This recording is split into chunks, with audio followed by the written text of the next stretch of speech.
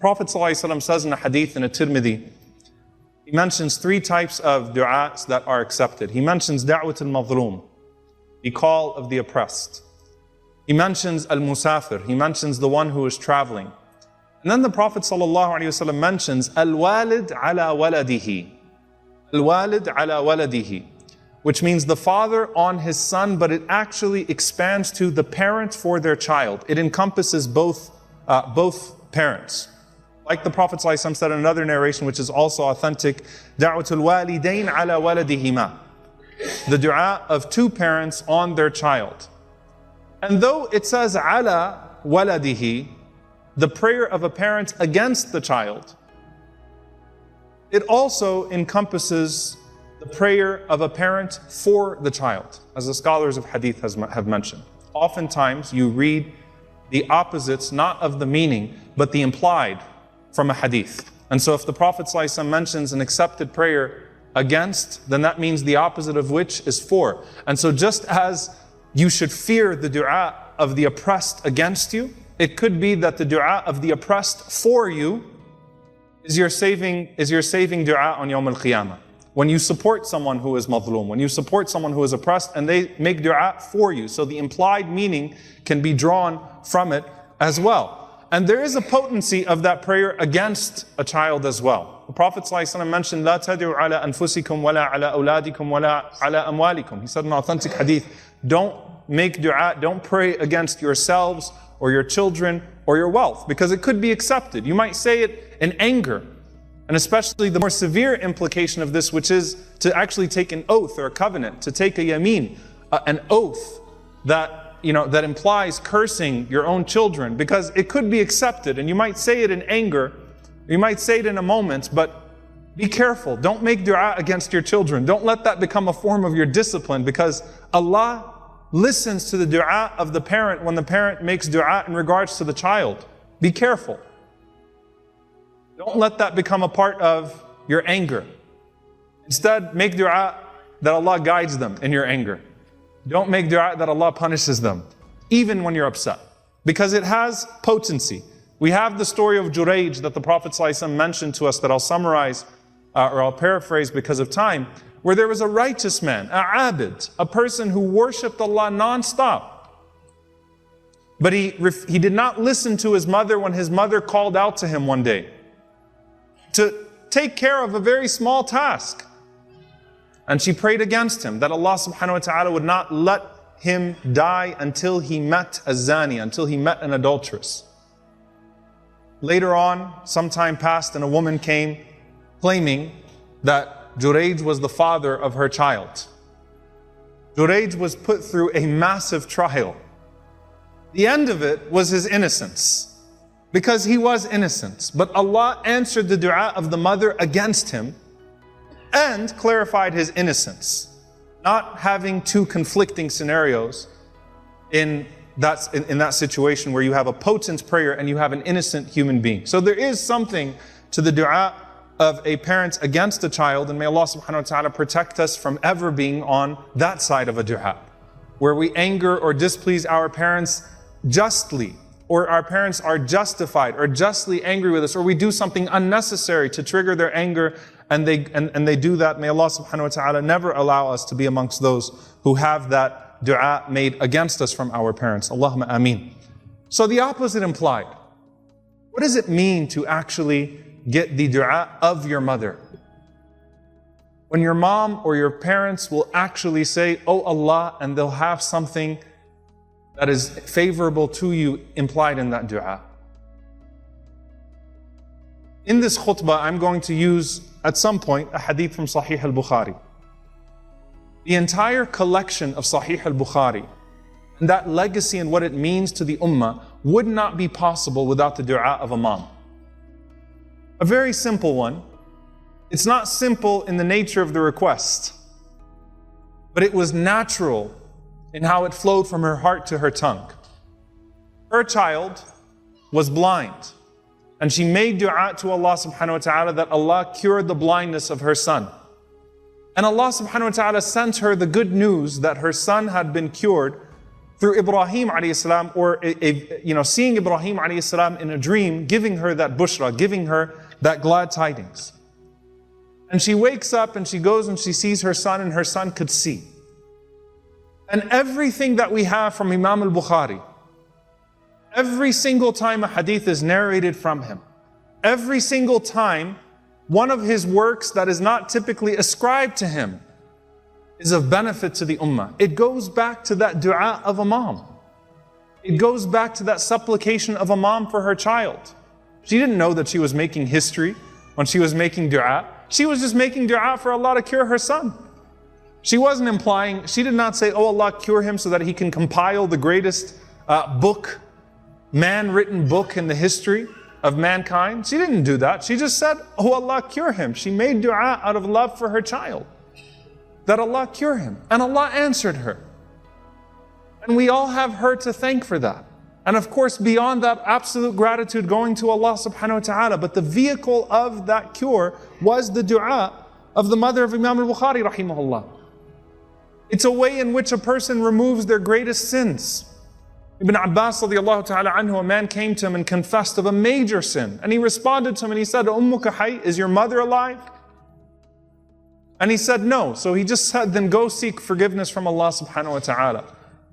Why did you ask if his mother was alive? That's what the students asked him. Why did you ask him if his mother was alive? He said, because I don't know of a greater act of obedience to Allah subhanahu wa ta'ala than birr al-walida. Than when a person honors their mother. I can't think of anything else that could possibly expiate a sin that heinous, a sin that major, like birr al-walida, like him honoring his mother. It is the greatest way to honor Allah subhanahu wa ta'ala, even if your mother is directly telling you to disobey Him.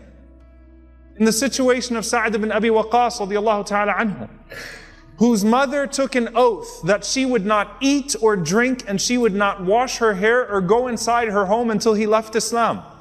Can you imagine that type of torture to Sa'd? That his mom says to him that I will not eat, drink, comb my hair, remove lice from my hair or get out of the sun until you renounce Islam. And Allah sends down a verse ordering him, despite her ordering him to curse her, to curse Allah subhanahu wa ta'ala, to curse him, despite her ordering him to curse Allah subhanahu wa ta'ala, Allah orders that he honor her. And even mentions in the ayah in Surah Al-Ahqaf, وَوَصَّيْنَا الْإِنسَانَ بِوَالِدَيْهِ إِحْسَانًا حَمَلَتْهُ أُمُّهُ كُرْهًا وَوَضَعَتْهُ كُرْهًا وَحَمْلُهُ وَفِصَالُهُ 30 شهرًا. Mentioning that, look, she carried you. We have ordered excellence to both of your parents. And then specifying the mother, that she carried you in pain, she gave birth to you in pain, she fed you in pain, she nurtured you in pain, she went through all of that for you. She deserves that honor. Even in that situation, she deserves that honor. And so it is the way in which the scholar of this ummah, Ibn Abbas radiallahu anhu, saw an expiation for a major sin, and even kufr is not enough for Allah subhanahu wa ta'ala to remove the obligation from you to honor her. It's that significant that the Prophet sallallahu alaihi wasallam, when a young man comes to him to join the battle, the Prophet sallallahu alaihi wasallam sends him back to his mother and mentions Jannah at her feet. Greater than even that moment. What is it about that dua? What is it about that ikram? What is it about that honoring? And what is the limit to the potential of the barakah, the blessing that could come in one's life as a result of that honoring of a parent and organically having a dua made for you? You know, if you notice, subhanAllah, any of the stories that I've mentioned thus far that I will mention, no one actually goes to their parent and says, make dua for me, puts their head down and says, put your hand there. Even though you can do that, it's good. But it comes in a natural response to khidmah and takreem. To the service of the parent and to the honoring of the parent. That they make dua for you. That they supplicate for you.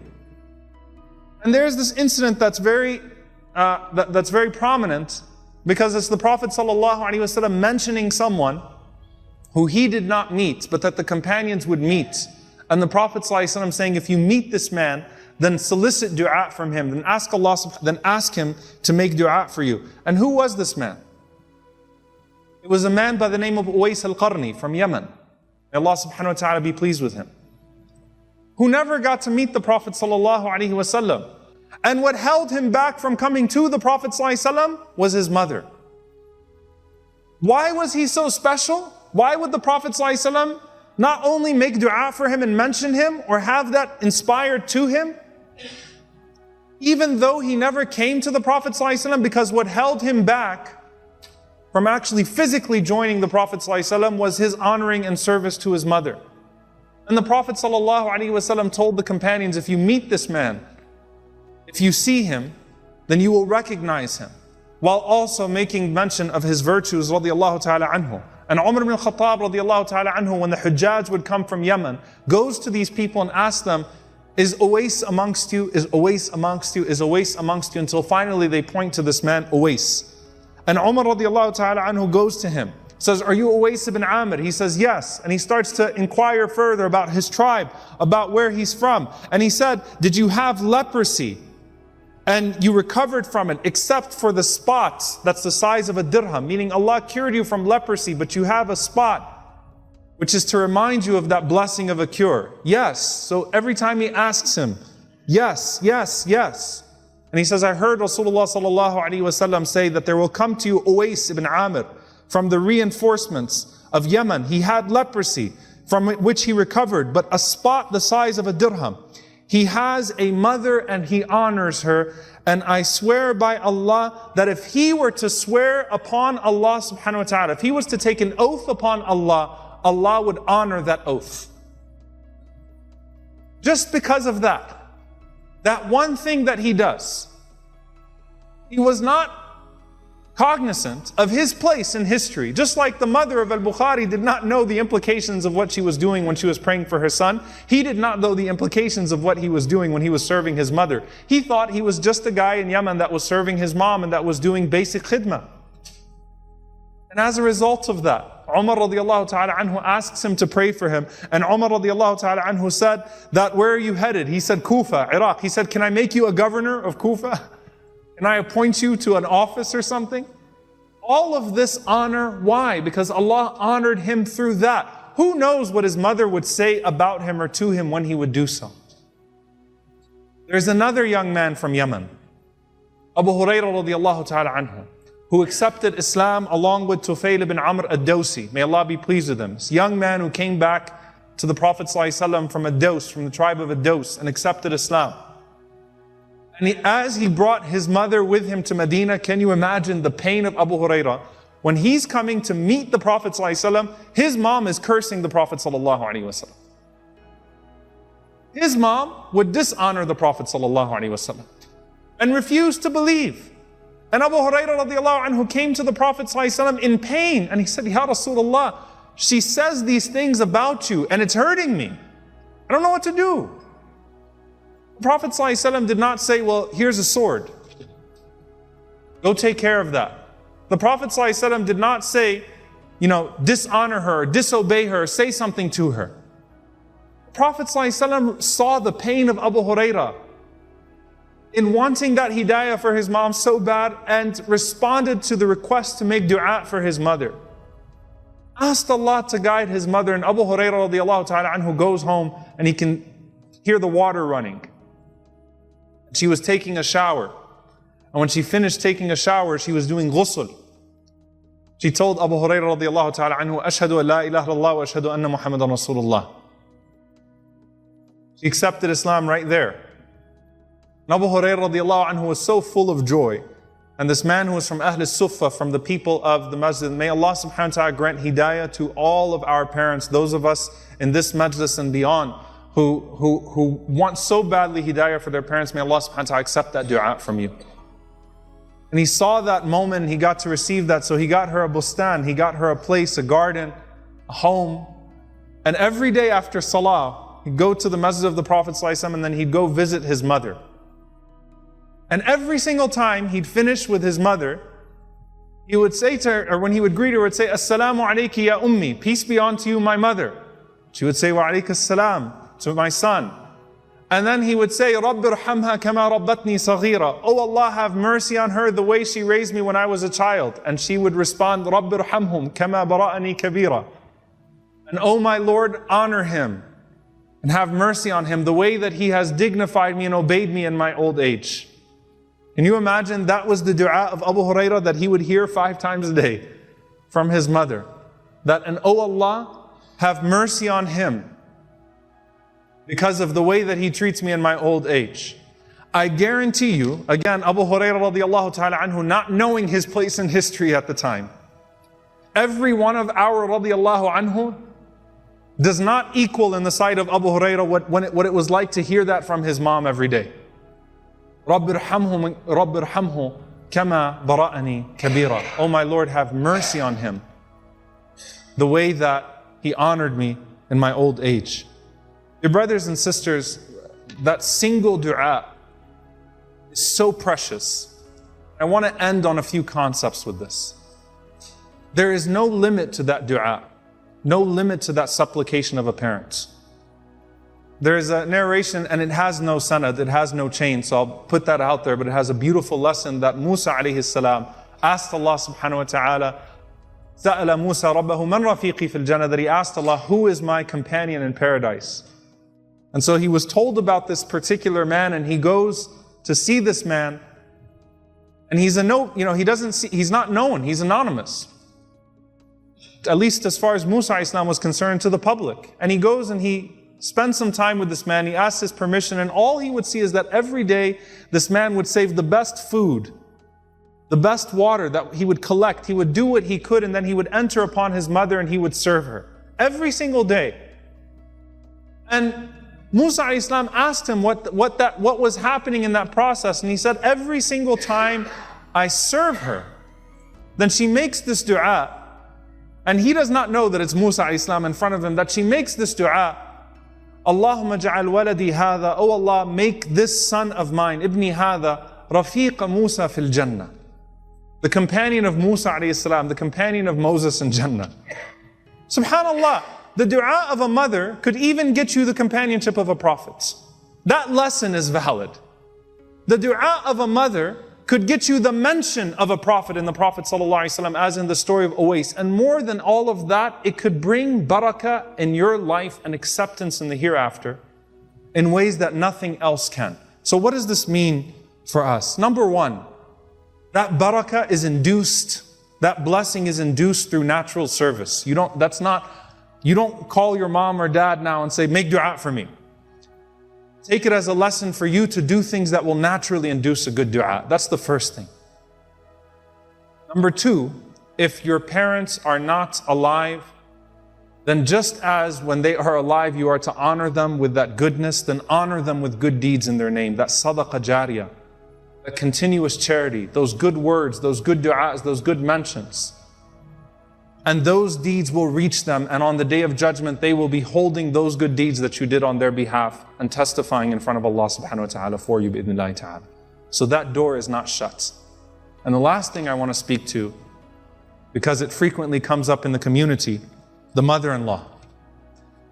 None of these khutbahs are excuses for oppression. All of them speak to a norm, and a lot of times when the mother-in-law is mentioned, it's like, oh no, well that's not my mom. If the dua of a mother can bring that much barakah in a person's life, you better want your spouse to get that dua from their mother.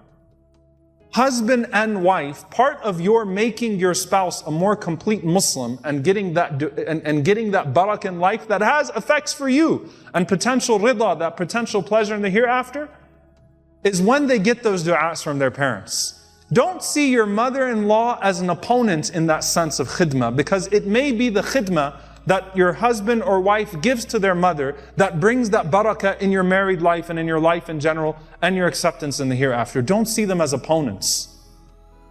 Help your spouse honor their parents. May Allah subhanahu wa ta'ala allow us to honor our parents, and may Allah subhanahu wa ta'ala allow us to be a force in honoring mothers in society and fathers in society. May Allah subhanahu wa ta'ala allow that to be on our scale of good deeds, and may Allah subhanahu wa ta'ala accept the prayers of our parents for us, and may Allah subhanahu wa ta'ala accept our du'as for them. Allahumma ameen. Aqulu qawli hadha wa astaghfirullahi wa lakum wa lisa'il muslimin fastaghfiruhu innahu huwal ghafurur rahim.